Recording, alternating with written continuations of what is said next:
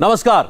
प्रधानमंत्री नरेंद्र मोदी और मुख्यमंत्री योगी आदित्यनाथ की जोड़ी ने आज एक ऐसा प्लान लॉन्च किया है जिसका पूरे यूपी पर बहुत जबरदस्त असर होने वाला है। अगर अब दिल्ली से किसी को प्रयागराज जाना हो और त्रिवेणी में डुबकी लगानी हो तो सिर्फ 7.5 घंटे लगेंगे।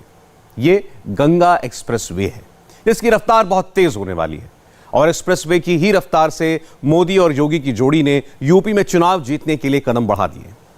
क्या है ये योगी मोदी का प्लान गंगा किनारे वाला और यूपी की 76 सीटों पर ये कैसे जीत और हार का फैसला कर सकता है, देखिए हमारी ये स्पेशल रिपोर्ट।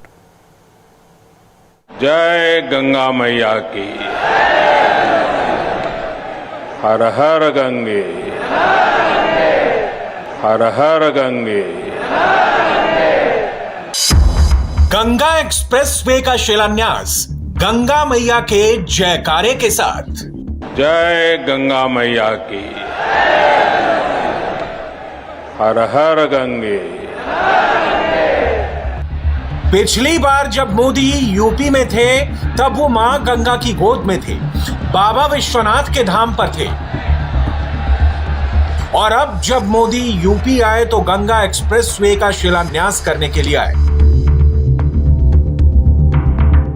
अब मेरठ से एक्सप्रेसवे पर गाड़ियां दौड़ेंगी और करीब 7 घंटे में हिंदुओं के सबसे बड़े तीर्थ प्रयागराज पहुंच जाएंगी।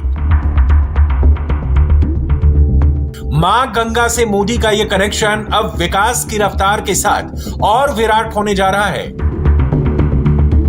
जब मोदी मंच पर आए तो उन्होंने खुद को यूपी में आम लोगों से भी कनेक्ट किया और मां गंगा का भी आशीर्वाद दिया। भारत माता की, भारत माता की, भारत माता की।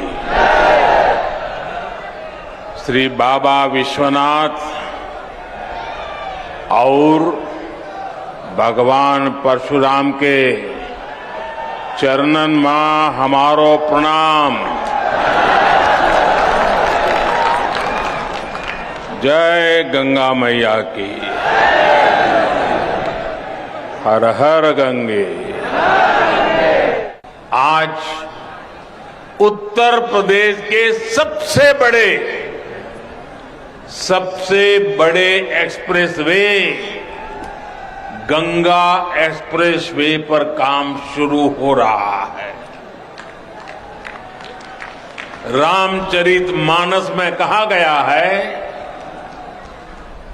गंग सकल मुद मंगल मूला,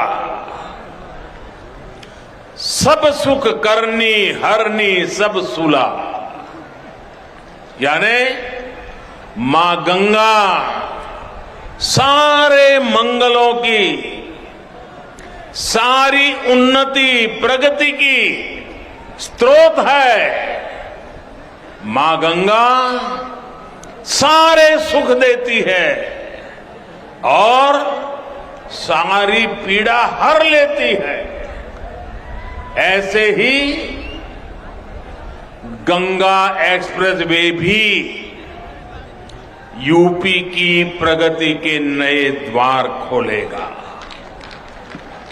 मैं आज मेरठ, हापुड़, बुलंदशहर, अमरोहा, संभल, बदायूं, शाहजहांपुर, हरदोई, उन्नाव, रायबरेली, प्रतापगढ़ और प्रयागराज के एक एक नागरिक को, सब लोगों को विशेष बधाई देता हूं। इसे गंगा एक्सप्रेसवे क्यों कहा जा रहा है? क्योंकि इसका पूरा रूट गंगा के रूट से मिलता जुलता है। मेरठ से प्रयागराज को जोड़ने वाला यह एक्सप्रेसवे पश्चिम और पूर्वी यूपी के बीच एक लिंक स्थापित करेगा। गंगा एक्सप्रेसवे का रिश्ता प्रयागराज से भी है, मां गंगा से भी है और इसका एक रिश्ता दुनिया के सबसे बड़े धार्मिक मेले कुंभ से भी है।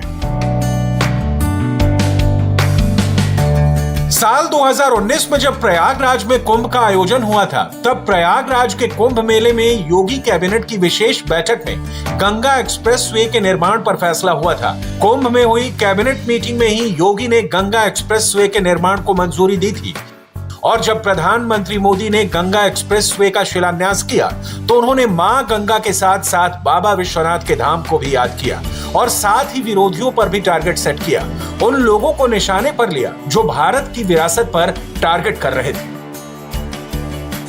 भाइयों और बहनों, हमारे यहां कुछ राजनीतिक दल ऐसे रहे हैं जिन्हें देश की विरासत से भी दिक्कत है और देश के विकास से भी दिक्कत है। देश की विरासत से दिक्कत इसलिए क्योंकि इन्हें अपनी वोट बैंक की चिंता ज्यादा सताती है। देश के विकास से दिक्कत इसलिए क्योंकि गरीब की, सामान्य मानवी की इन पर निर्भरता दिनों दिन कम हो रही है। आप खुद देखिए, इन लोगों को काशी में बाबा विश्वनाथ का भव्य धाम बनने से दिक्कत है। इन लोगों को अयोध्या में प्रभु श्री राम का भव्य मंदिर बनने से दिक्कत है। इन लोगों को गंगा जी के सफाई अभियान से दिक्कत है। यही लोग हैं जो आतंक के आकाओं के खिलाफ सेना की कार्रवाई पर सवाल उठाते हैं। यही लोग हैं जो भारतीय वैज्ञानिकों की बनाई made in India corona vaccine को कटघरे में खड़ा कर देते हैं। विपक्ष पर हमले के साथ ही प्रधानमंत्री नरेंद्र मोदी ने आज यूपी में बीजेपी के लिए सबसे उपयोगी नारा लगा दिया है।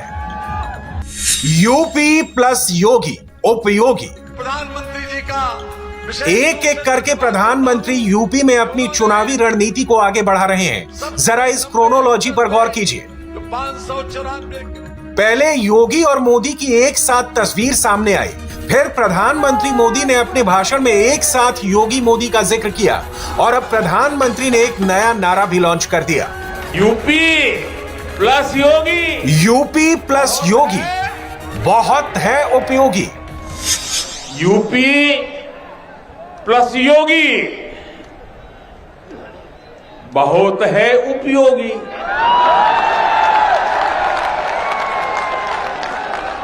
यूपी प्लस योगी बहुत है।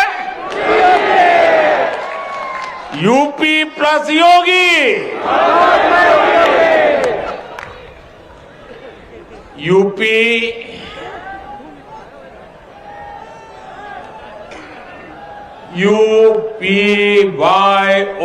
UPYOGI।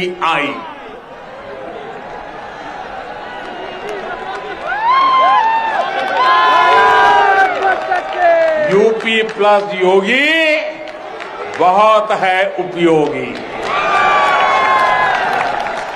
मैं इसका एक और उदाहरण देता हूं। और इस नारे के साथ ही मोदी के भाषणों में विपक्ष के प्रति आक्रामकता का स्वर भी काफी तेज हो गया है। प्रधानमंत्री ने कुल 40 मिनट के भाषण में करीब 10 मिनट का समय विपक्ष पर हमला बोलने में खर्च किया। कानून व्यवस्था की और बिना नाम लिए प्रधानमंत्री ने कई ऐसे मुद्दों को छुआ जो यूपी के पिछले चुनाव में भी समाजवादी पार्टी के लिए बहुत बड़ा संकट साबित हुए थे। क्या कहते थे? योगी जी के नेतृत्व में यहां सरकार बनने से पहले पश्चिम यूपी में कानून व्यवस्था की क्या स्थिति थी, इससे आप भली भांति परिचित है। पहले यहां क्या कहते थे? पहले यहां क्या कहते थे? यहां लोग कहते थे, दिया बरे तो घर लौटाओ, दिया बरे तो घर लौटाओ। क्योंकि सूरज डूबता था तो कट्टा लहराने वाले सड़कों पर आ धमकते थे।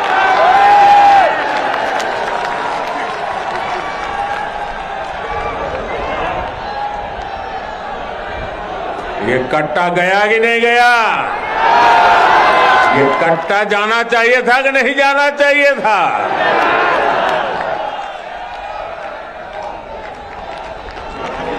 बेटियों की सुरक्षा पर आए दिन सवाल उठते रहते थे। बेटियों का स्कूल कॉलेज जाना तक मुश्किल कर दिया गया था। व्यापारी कारोबारी घर से सुबह निकलता था, परिवार को चिंता होती थी। गरीब परिवार दूसरे राज्य काम करने जाते थे तो घर और जमीन पर अवैध कब्जे की चिंता होती थी। कब कहां दंगा हो जाए, कहां आगजनी हो जाए, कोई नहीं कह सकता था।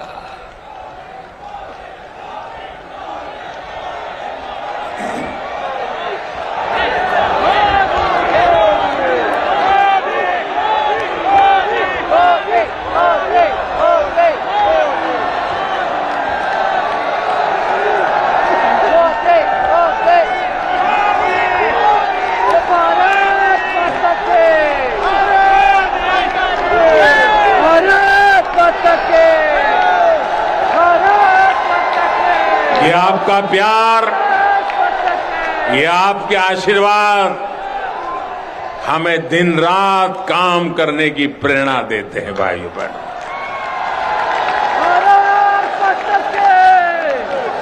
आप जानते हैं मेरे प्यारे भाइयों बहनों, इसी स्थिति के चलते कई गांवों से पलायन तक की खबरें आए दिन आती रहती थी।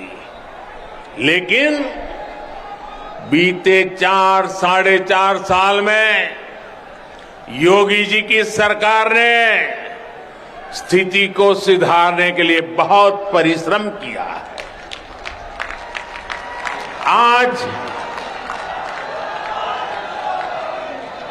आज जब उस माफिया पर बुलडोजर चलता है,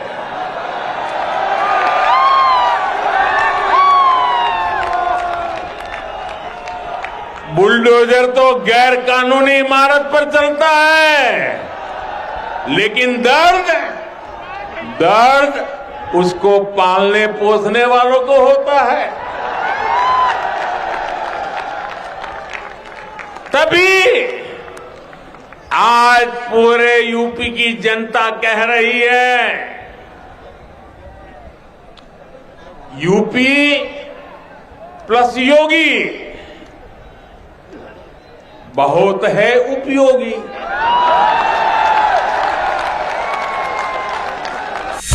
गंगा एक्सप्रेसवे यूपी के 12 जिलों से होकर गुजरेगा। इन 12 जिलों की 76 विधानसभा सीटों पर असर गंगा एक्सप्रेसवे का पड़ेगा। गंगा एक्सप्रेसवे में आने वाली इन 76 सीटों में से 55 पर बीजेपी का कब्जा है, जबकि 9 सीटें समाजवादी पार्टी और 4 सीटें बहुजन समाज पार्टी के पास हैं। यहां 3 सीटें कांग्रेस और 5 अन्य ने जीती थी। अब गंगा एक्सप्रेसवे के शिलान्यास के मौके पर प्रधानमंत्री नरेंद्र मोदी ने न सिर्फ योगी को यूपी में एक दमदार चेहरे की तरफ पेश किया है, बल्कि यूपी की जनता को भी ये बताया है कि यूपी जैसे बड़े स्टेट को संभालने के लिए योगी जैसा दमदार नेतृत्व ही चाहिए। अब उपयोगी वाले नारे के साथ योगी और मोदी की जोड़ी ने यूपी के चुनावी एक्सप्रेसवे पर भी बहुत तेजी से रफ्तार भर दी है। और आज मोदी की लोकेशन से सिर्फ 300 किलोमीटर दूर मेरठ में बैरिस्टर ओवैसी भी एक्टिव थे। बार बार मोदी मोदी कर रहे थे, लगातार योगी को कोस रहे थे। आज खुलकर कहा 22 में AIMIM के लिए यूपी का किला पक्का।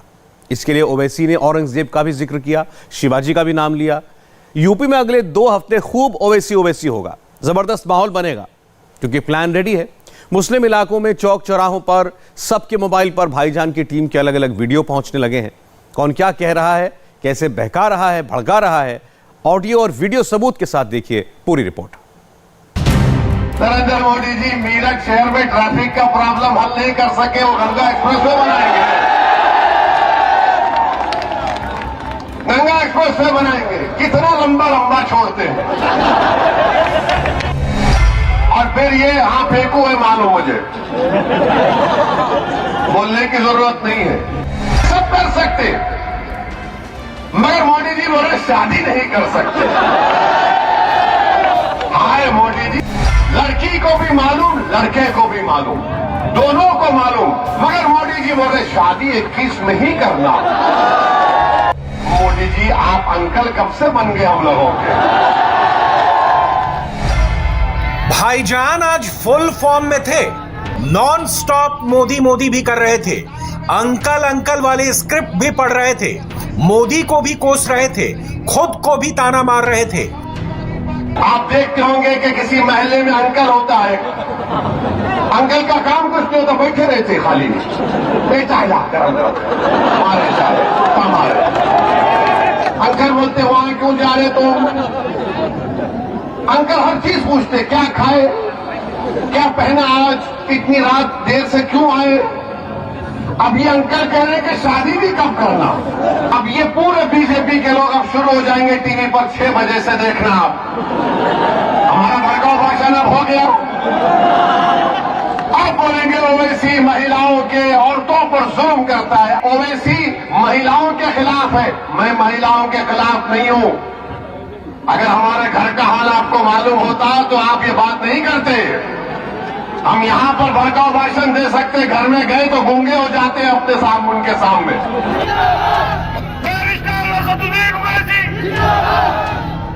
आज बैरिस्टर ओवैसी का लोकेशन वैसे तो मेरठ था, लेकिन फोकस शाहजहांपुर से लेकर यूपी के मुस्लिम मोहल्लों पर था। मोदी ने गंगा एक्सप्रेसवे की नींव रखी, इस बात से भाईजान को मिर्ची लग गई। नरेंद्र मोदी जी मेरठ शहर में ट्रैफिक का प्रॉब्लम हल नहीं कर सके, वो गंगा एक्सप्रेसवे बनाएंगे। गंगा एक्सप्रेसवे बनाएंगे, कितना लंबा लंबा छोड़ते हैं। बिजली बम्बा बाईपास मेरठ का मोदी जी कब से बन रहा है? अखिलेश के जमाने से चल रहा है, वो मुकम्मल नहीं हुआ। मोदी जी बोले गंगा एक्सप्रेसवे बना दूंगा। जो मोदी के भक्त हैं, जो दिन रात मोदी मोदी करते हैं, मैं उनसे मुखातिब हूं, आपसे नहीं हूं। मैं उनको कह रहा हूं, शायद उनके कान में अगर मेरी बात पहुंच जाए तो उनके दिमाग के झाले साफ हो जाएंगे। और फिर खाना महंगा, तेल महंगा और आमदनी कुछ नहीं है, मगर मोदी जी क्या करें, मैं गंगा एक्सप्रेसवे बना दूंगा, इतने 1000 करोड़ लगा दूंगा। यूपी में भाईजान का नेक्स्ट राउंड शुरू हो चुका है। मेरठ में पहला ट्रेलर दिखा है, माहौल बनने लगा है, वीडियो घूमने लगे हैं, यूपी से महाराष्ट्र तक डायलॉग सुनाई देने लगे हैं। जबरदस्त मोदी योगी हो रहा है, खुल्लम खुल्ला हो रहा है। पहले तो हम किसी को छेड़ते नहीं, और फिर कोई छेड़ता है तो उसको छोड़ते हैं। छेड़ ही दिया है, चलो फिर नहीं उनका। वही मोदी जी है जो आज सालार मसूद गाजी को योगी जी और मोदी जी गालियां दे रहे हैं, लुटेरा कह रहे हैं। इस सरकार को उखाड़ के फेंकना होगा, हिंदू मुसलमान से ऊपर उठ के सोचना होगा। ये कौन लोग हैं जो बीजेपी से डर रहे हैं? ये कौन लोग हैं जो नरेंद्र मोदी से डर रहे हैं? ये कौन लोग हैं जो भाजपा से डर रहे हैं? क्योंकि मेरी तालीम तो ये है कि डरो और खौफ से अल्लाह से, तो बीजेपी से डरने वाले कौन आ गए हैं?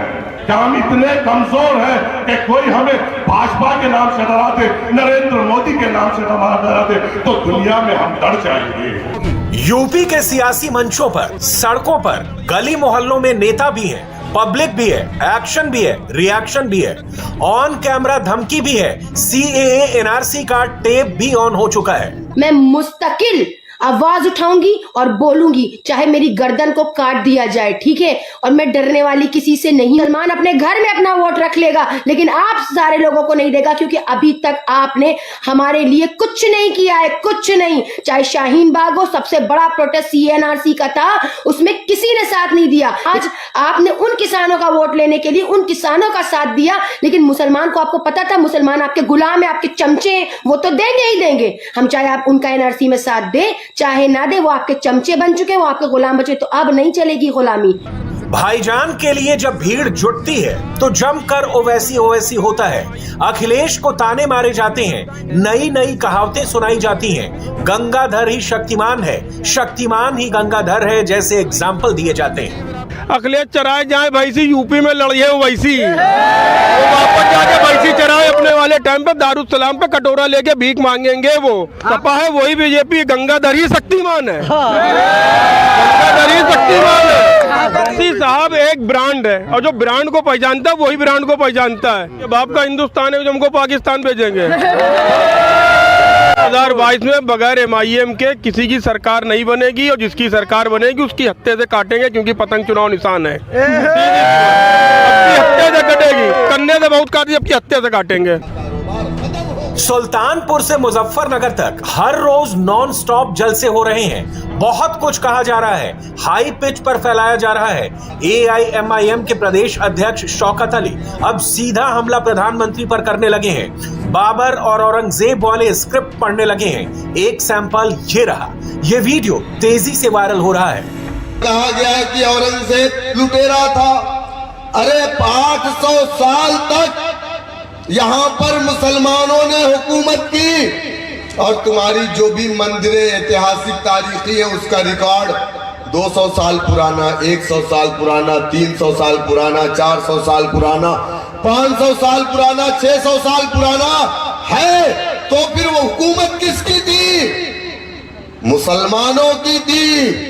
तो फिर ये इल्जाम मुसलमानों पर क्यों? मुसलमानों ने अपनी हुकूमत में तुम्हें इजाजत दिया, तुमने मनादिर को बनाया, हमने कभी रोका नहीं। तारीख शाहिद है कि औरंगजेब ने भी मंदिर बनाने के लिए पैसे दिए, जमीन दिए, लेकिन इल्जाम हम पर लगाया जाता है लुटेरा, बाबर लुटेरा, औरंगजेब लुटेरा। अरे लूट के कहां ले गए? लुटेरे तो वो दो गुजराती हैं जो देश को लूट रहे हैं। लुटेरे तो वो गुजराती है जो देश को बेच रहे हैं।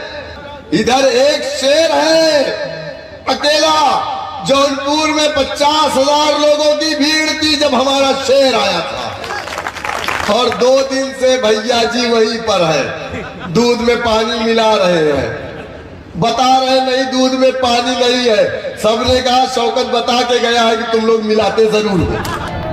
भाईजान ने सोशल मीडिया से लेकर ग्राउंड जीरो तक माहौल सेट कर दिया है। महाराष्ट्र से यूपी तक AIMIM के सारे प्लेयर्स एक्टिव हो चुके हैं। सियासी जलसा कहीं भी हो, कोई भी हो, यूपी का जिक्र हो ही जाता है, भाईजान की बात आ ही जाती है। हिंदुस्तान में नहीं, पूरी दुनिया में सुनाई दे रही है। एक ही नारा लगाते हैं जब ओवैसी को देखता है, देखो देखो कौन है। ये नारा उनके लिए है, हिंदुओं के लिए है। हम डरने और घबराने वाले नहीं है, किसी के बाप से भी नहीं डरने वाले। मोदी जी हमारे देश के प्रधानमंत्री हैं, सबके प्रधानमंत्री हैं मोदी। पिछले 2 दिन से अपनी कॉन्स्टिट्यूएंसी की यात्रा पे निकल गए वाराणसी। अब मैं देख रहा हूँ टीवी पे, आप सब भी देख रहे हो कि हर चैनल जहाँ चालू करो वही दिखा रहा है कि मोदी जा रहे हैं, कोई सामने है नहीं, आज दिखा रहे हैं, चलते जा रहे हैं। अरे साहब 800 करोड़ रुपया खर्चा कर दिया, मगर मोदी जी वहां गए एज द प्राइम मिनिस्टर अपने देश, प्रधानमंत्री देश, जिन्होंने संविधान की शपथ ली, संविधान की शपथ लेकर प्रधानमंत्री बने, और वहां पर जाकर आप एक कम्युनिटी को लुभाने की बात कर रहे हो। ये जाके किसको दिखाना चाहते हो आप? किसको खुश करना चाहते हो आप? पहले वीडियो बनता है, फिर हैशटैग चिपकाए जाते हैं। मिशन उत्तर प्रदेश 2022 के साथ AIMIM उत्तर प्रदेश का नारा बुलंद होता है और हैदराबादी भाईजान के किस्से सुनाए जाते हैं। अरे हमारे लीडर जिस दिन रोड शो शुरू कर देंगे ना, तुम्हारे पास 1 करोड़ की बस है भाई, तुम्हारे पास दौलत है, 4 बार सत्ता में थे, तुम्हारे अब्बा के पास आय से अधिक संपत्ति है, तुम्हारे परिवार में 30-30, 40-40 लोग MP, MLA, राज्यसभा कौन कौन सी पोस्ट पे रहते, तुम्हारे जीते हुए MLA हैं, हारे हुए MLA हैं, MP हैं, मिनिस्टर हैं, बावजूद उसके तुम्हारी जनसभा में कितने लोग? 500 रुपया प्लस नाश्ता। यहां तो ना पैसा और ना नाश्ता। किसको देखने आते, किसको सुनने आते? इनको सुनने आते। किसको? हैदराबाद वाले भाईजान को सुनने आते। इस वक्त बैरिस्टर ओवैसी एक अलग लेवल पर बैटिंग कर रहे हैं। हैदराबादी भाईजान को PM बनाओ का शोर है, शौकत अली को CM बनाओ पर जोर है और इसीलिए हर सभा में शौकत अली, मोदी, योगी तो करते ही हैं, कांग्रेस से लेकर अखिलेश तक किसी को नहीं छोड़ते। जब 1992 में मस्जिद शहीद हुई तब मुसलमान जागा, बोले हाशिमपुरा हमने बर्दाश्त कर लिया। मुरादाबाद की ईदगाह याद है आपको ना? 1980 में मुरादाबाद की ईदगाह में 5400 लोगों को ईद के दिन गोलियों से भून दिया गया। किसकी हुकूमत थी उत्तर प्रदेश में और मरकज में? कितनों को इंसाफ मिला? और वो भी एक प्री प्लान तरीके से। हाशिमपुरा के मुस्लिम नौजवानों को रात को 12 बजे PSC वैन में उठा करके ले जा करके गंग नहर पे गोली मार दी गई। किसकी हुकूमत थी? AIMIM के हर मंच पर अलग अलग कैरेक्टर होते हैं, सब डे बाय डे बदलते रहते हैं, सबका रोल फिक्स्ड रहता है, मगर सबकी स्क्रिप्ट सेम रहती है और हर स्क्रिप्ट में ओवैसी फैक्टर ही रूल करता है कि बैरिस्टर के हाथों में सत्ता दी जाए ताकि वो इंसाफ कायम कर सके। मजलूम एक तरफ हो, जालिम एक तरफ हो, जालिम से कुर्सी को उतार के फेंक दिया जाए और मजलूम को कुर्सी दी जाए। और याद रखिएगा, जिसको आप जिताते चले आ रहे हैं वो सफाई हो या बसपाई हो, याद रखिएगा अगर आपने फिर से उनका साथ देना नहीं छोड़ा तो आपका फ्यूचर बेच देंगे, मुस्तकबिल बेच देंगे, भविष्य बेच देंगे। उत्तर प्रदेश के वासियों, अगर तुम्हें फ्यूचर चाहिए, मुस्तकबिल चाहिए, अच्छी जिंदगी चाहिए, अच्छा भविष्य चाहिए तो मजलिस के झंडे के नीचे आओ, मजलिस के बैनर के नीचे आओ, जिसके लिए हुकूमत का पैसा सुअर के गोश्त की तरह, सूद की तरह, शराब की तरह हराम है। मजलिस चंचल पाक है, मजलिस साफो शफाफ है, मजलिस के लोग दिल के पाक है, मजलिस कुरान रखती है, मजलिस दर्द रखती है आपका, इंसानियत का। बताओ कानपुर के वासियों कि यहाँ की विधानसभा की सीट किसको दोगे आप? मजलिस को दीजिएगा, उसके बाद फिर देखिए कि कैसा हैदराबादी निजाम यहाँ कायम होता है। हम आपसे कुछ और लेने नहीं आए, सिर्फ एक वोट की तलबगार, सिर्फ एक वोट चाहिए आपका। भाईजान के स्पेशल इन्विटेशन पर हैदराबाद के स्टार परफॉर्मेंस भी इन दिनों यूपी में डेरा जमाए बैठे हैं। एक नाम माजिद हुसैन का है। हर रोज इनके छोटे छोटे वीडियो वायरल होते हैं। ये कभी मोदी को घेरते हैं तो कभी अखिलेश करते हैं। मायावती, प्रियंका से लेकर सोनिया गांधी तक सबको टारगेट किया जाता है और अंत में हर बार की तरह ओवैसी का ही नारा लगता है। मुसलमानों एक हो जाओ, एक बार हम ताकतवर होंगे, एक बार हम एकजुट होंगे तो ये दूसरे हमारे साथ आएंगे। कब तक हम इनके पीछे चलेंगे? वक्त आ गया कि हम एकजुट होते हुए दूसरों को साथ लेकर चलेंगे। हमें कहा जाता है मोदी के एजेंट है। शरीयत में जब दखल अंदाजी हुई, क्या अखिलेश उठकर हमारे लिए बात किए? कि मायावती उठकर हमारे लिए बात की? जुल्म और सितम हम पर किया गया, अखलाक को शहीद किया गया, जुनैद को शहीद किया गया, हर जगह हमारे लोगों को शहीद किया गया। क्या एक बार अखिलेश ने उठकर बात की? या प्रियंका गांधी के मम्मी सोनिया गांधी ने उठकर बात की? या आपकी और हमारी बहन जी मायावती ने बात की? किसी ने बात नहीं की। बात उसने की जो आपके दरमियान में कल आने वाला है और वो नूरानी चेहरा, वो मर्द मुजाहिद बैरिस्टर तब्दील अवैसी है। इस लिस्ट में एक नाम पवन राव अंबेडकर का भी है। जनाब AIMIM के यूपी स्टेट जनरल सेक्रेटरी हैं। जहां पहुंचते हैं गोलियों और गालियों की बात करते हैं और चुनावी सीजन में ऐसे वीडियो हर मुस्लिम मोहल्ले में रफ्तार पकड़ लेते हैं।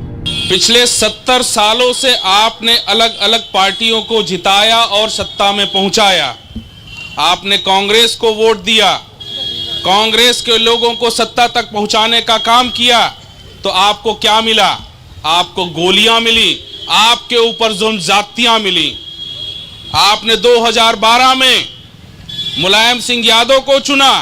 इस उत्तर प्रदेश में मुलायम सिंह यादव ने अपने बेटे को बनाया। क्या वो किसी मुसलमान को भी तो बना सकते थे, लेकिन उन्होंने अपने बेटे को चुना। और ये दिखाता है कि आपकी क़यादत को वो स्वीकार नहीं करते हैं। तो अब हमारी क्या जिम्मेदारी है? हम उनको जवाब देने आए हैं। अब उनको ये कहने आए हैं, हमें लाल टोपी की बात नहीं, हम हरे परचम की बात करने आए हैं और आसमान में पतंग उड़ाने की बात करने आए हैं। अब हम साइकिल नहीं चलाएंगे, अब हम हाथी पर नहीं बैठेंगे।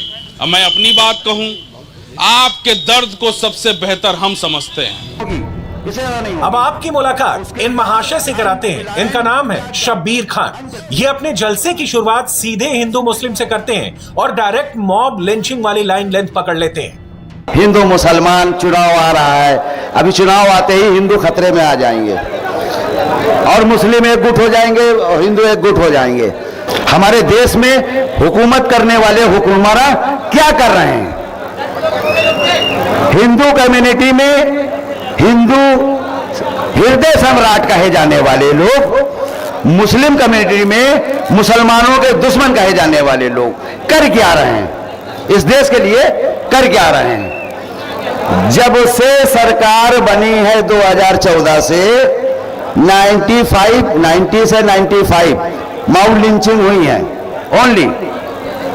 लेकिन इसके वरक मैं आपको एक तस्वीर दिखाना चाहता हूं। नोटबंदी में 150 लोग मरे हैं, 150 लोग। कितने मुसलमान मरे हैं उसमें? हिंदू हृदय सम्राट कहने वालों, हमें बताओ कि 150 माउथ लिंचिंग में कितने हिंदू मरे, कितने मुसलमान मरे?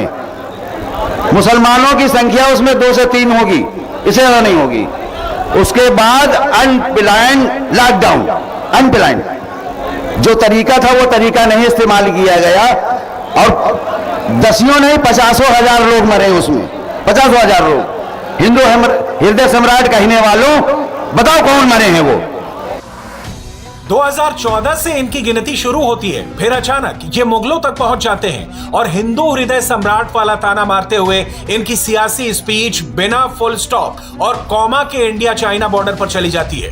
उससे इस मुल्क में अंग्रेज आए, उससे पहले मुगल आए, 800 साल मुगलों ने राज किया, उसके बाद 200 साल अंग्रेजों ने राज किया, उसके बाद 200 साल अंग्रेजों ने राज किया। आज तक ऐसा नहीं हुआ कि हमारे देश के हिंदू भाइयों को मरने के बाद कुत्तों ने नोचा हो। आज तक ऐसा नहीं हुआ। इस हिंदू हृदय सम्राट में बचाव हो गया। 37,000 वर्ग किलोमीटर में चाइना घुस के बैठा है, 37,000 कुछ। जो लोग 50-20 लोग मिल करके एक आदमी को मार देते हैं, मैं उनको दावत दे रहा हूं, आरएसएस, विश्व हिंदू परिषद, मैं इस मंच से, मजलिस के मंच से दावत दे रहा हूं उनको कि वो आए, मैं आगे चलूंगा, मेरे साथ चले चाइना बॉर्डर पे और उन 20 फौजियों का बदला लिया जाए उनसे। आओ माँ का दूध पियाओ तो चलो मेरे साथ, मैं सबसे आगे चलूंगा। देशभक्ति का नारा लगाते हो, आओ यहां दिखाओ देशभक्ति, यहां दिखाओ देशभक्ति। जनाब मंच पर कुछ और कहते हैं और बंद कमरे में कोई और कहानी पढ़ते हैं। पहले मुस्लिम वोटर को फ्यूचर का खौफ दिखाते हैं, फिर CAA NRC वाली लाइन पकड़ते हैं। 2 अलग अलग सैंपल देखिए। जो हमें काम करना चाहिए था आज से 30 साल पहले, जो काम हमें आज से 30 साल पहले करना चाहिए था, अब उसकी गफलत की वजह हम ये भी मान सकते हैं कि ये रही हो कि ऐसे हालात नहीं थे देश के। 30 साल पहले जो हालात आज हैं वो 30 साल पहले नहीं रहे थे। इसलिए हमसे ये भूल, ये चूक हुई हमसे। हमको एक प्लेटफॉर्म बना के रखना चाहिए था। संसद में, विधानसभा में हमारी मौजूदगी दर्ज होनी चाहिए थी, वो नहीं हुई, वो नहीं हुई। लेकिन जब से जाग जाओ तब से सवेरा। हम आज अगर जाग जाएंगे तो हम अपने आने वाली नस्लों को कुछ दे के जाएंगे। लिंचिंग हो गई, आराम से बैठे रहे, बस्ती में आग लग गई, आराम से बैठे रहे। और जैसे ही एनआरसी का मुद्दा आया पूरे हिंदुस्तान में शाहीन बाग लग गए, इसलिए कि वहां मामला हमारे ऊपर आ गया था अपनी जात पे। अभी तो ये मारा जा रहा, मैं सेफ हूं, अभी तो वहां बस्ती चली है, मेरा मुल्क सेफ, मेरा शहर सेफ है। लेकिन जब मामला एनआरसी पे आया, गलत तो नहीं कह रहा हूं मैं, मेरी बात गलत तो नहीं है, जैसे ही एनआरसी का मुद्दा आया तो मेरा भी घर खतरे में आ गया, मेरा घर खतरे में आ गया। मुझको कहां से देना पड़ेगा कागज, मैं भी पाकिस्तानी हो जाऊंगा, बांग्लादेशी हो जाऊंगा, शाहीन बाग बनने लगे। तो अपना नहीं, हमें पूरी कौम के बारे में सोचना होगा। चलिए वापस भाईजान के मंच पर आते हैं और इस किरदार की बातें आपको सुनाते हैं। इनकी शुरुआत चुनाव से होती है, स्पीच देते देते ये ओवैसी की एंट्री कराते हैं और फिर सीधे आजम खान पर पहुंच जाते हैं। मुर्गियों और बकरियों की कहानी सुनाकर चुपके से अखिलेश पर निशाना लगाते हैं। जब इलेक्शन आता है, चुनाव आता है, तब वो हमारे घर दरवाजे की कुंडियां खटखटाते हैं और वो हमको अपना भाई बनाते हैं, हमको अपने साथ में पीछे पीछे घुमाते हैं, हमसे दरी बिछवाते हैं। लेकिन जैसे ही चुनाव खत्म होता है, पहचानने से इनकार कर देते हैं। इस वक्त दौरे हालात में बैरिस्टर असदुद्दीन अवैसी से बेहतर और अच्छा लीडर हो ही नहीं सकता। जो कौम की मिल्लत असदुद्दीन अवैसी के अंदर है, वो किसी के अंदर नहीं। हमने बहुत से मुस्लिम लीडर देखे, हमने आजम खान को देखा, हमने मुख्तार अंसारी को देखा, हमने और बहुत से लीडरों को देखा, लेकिन उनका हाल आप देख लीजिए। आज आजम खान साहब जेल में हैं, उनके लिए कोई समाजवादी का आवाज उठाने वाला नहीं है, उनके लिए एक धरना प्रदर्शन करने वाला नहीं, क्योंकि वो खान है, वो मुसलमान है, उनके लिए कोई नहीं आवाज उठाएगा। और वही करीब में एक यादव की मर्डर हो जाता है तो अखिलेश यादव पूरा लखनऊ जाम कर देते हैं। मैं पूछता हूँ अखिलेश यादव साहब, आप आजम खान के लिए क्यों नहीं आवाज उठाते? सिर्फ उनके ऊपर यही ना इल्जाम है कि वो मुर्गियां चुराए हैं, वो बकरियां चुराए हैं। ये इल्जाम लगा करके मुसलमानों को जेल में डाल दिया गया।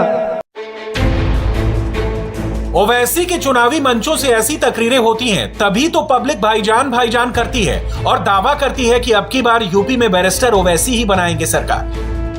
आप औरंगाबाद के अंदर जाके देख आइए, हम वहाँ 15% है, लेकिन मेयर भी हमारा वहाँ है, हमारा सांसद भी वहाँ है। तो हम चाहते हैं इसी तरह से हिंदुस्तान की और छोटी छोटी जो पार्टी हैं, जो लोग हैं, वो हमारे साथ जुड़ेंगे इंशाल्लाह। क्योंकि हम इंसाफ वाली पार्टी है, हम सबके साथ इंसाफ चाहते हैं, सबको अपने साथ जोड़ के लेके चलना चाहते हैं। इसलिए हमने IMI में अपना पूरा विश्वास कायम किया है। हमारे जवानों ने इस बात की कसम खा ली है कि अब जिएंगे तो IMI के लिए जिएंगे, मरेंगे तो IMI के लिए मरेंगे। और इंशाल्लाह इसी की गाइडलाइन पर पूरी तरह से मेहनत करके हम इस पार्टी को परचम लहराएंगे। जिस दिन मुसलमान ने करवट ले ली पूरी तरह से, तो इंशाल्लाह हुकूमत हमारे बगल कोई बना नहीं पाएगा। माहौल सिर्फ यूपी से नहीं बन रहा, महाराष्ट्र में वारिस पठान की रैली होती है, वहां भी मोदी के बनारस दौरे की बात होती है और लगे हाथों राहुल के हिंदू वाले बयान के बहाने बहकाया और भड़काया जाता है। परसों ही तुम्हारे सदर राहुल गांधी ने क्या कहा कि ये देश हिंदुओं का है। शर्म आनी चाहिए। 75 साल से मुसलमानों का वोट लेने वाला भी कहता है कि देश हिंदू का है, इससे बड़ी शर्मनाक कोई बात नहीं हो सकती। तो सुनिए राहुल गांधी, ये देश हिंदुओं का भी है, मुसलमानों का भी है, क्रिश्चियन भाइयों का भी है, दलित भाइयों का भी है, सिख भाई बहनों का भी है, तमाम लोगों का है जो हिंदुस्तान की सरजमीन और उस मिट्टी पर जन्मे हैं। इस देश पर राहुल गांधी, जितना अधिकार तुम्हारा है उतना ही अधिकार वारिस पठान का भी है। इस देश किसी के बाप की जागीर नहीं है। हैदराबादी भाईजान के अगले 2 हफ्तों का शेड्यूल आ चुका है। 19 दिसंबर को बिजनौर, 25 दिसंबर को फिरोजाबाद और 1 जनवरी को सहारनपुर में ओवैसी गरजेंगे। और इतना तय मानिए कि बैरिस्टर ओवैसी ने आज जो बम फोड़ा है वो अगले 2 हफ्तों तक यूपी में चलेगा और भाईजान के हर चुनावी मंच से यही डायलॉग सुनाई देगा।